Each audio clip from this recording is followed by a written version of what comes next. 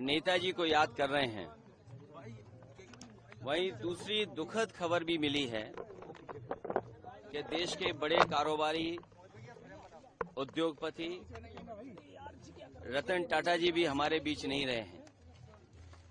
एक ऐसे उद्योगपति जिन्होंने अपना और उस समूह ने देश की अर्थव्यवस्था में बहुत बड़ा योगदान दिया है। आजादी से पहले और आजादी के बाद से टाटा समूह ने बहुत बड़ा देश की आर्थिक स्थिति को सुधारने में और आर्थिक तरक्की के लिए बड़ा योगदान किया है। वहीं रतन टाटा जी से व्यक्तिगत रूप से भी हमारे कई बार मुलाकात हुई है। उनकी सोच और उनका विजन यही रहा है कि कारोबार करते समय असूलों के साथ कोई समझौता नहीं। उसूलों से कारोबार करने के लिए और अपने लाभ का समाज के कल्याण के लिए जिस तरीके से उन्होंने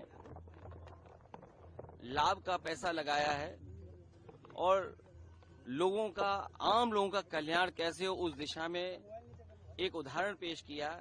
ऐसे उद्योगपति को भी हम लोग याद करते हैं, रतन टाटा जी को।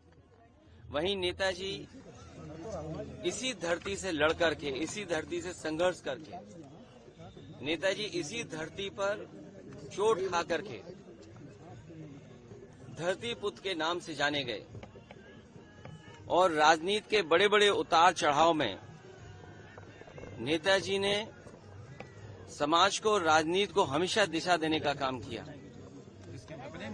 जो समाज में आर्थिक, सामाजिक, राजनीतिक चेतना थी, उसको जगाने के लिए और देश को समाजवादी विचारधारा से जोड़ करके चलने के लिए उन्होंने जो रास्ता दिखाया है, उसी रास्ते पर हम समाजवादी लोग आज चल रहे हैं। और आज के दिन जब नेताजी को हम लोग याद कर रहे हैं तो संकल्प लेते हैं कि समाजवादी मूल्यों को और समाजवादी सिद्धांतों को और बढ़ा करके लोगों के जीवन में कैसे बदलाव आए।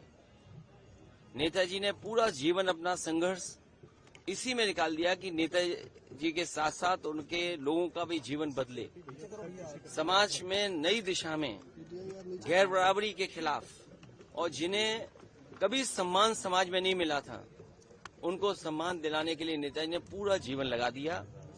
वही हमारे अस्तित्व भी है और उन्हीं के रास्ते पे चल करके इस समाजवादी सिद्धांत को और मजबूत बनाने का काम हम लोग करेंगे।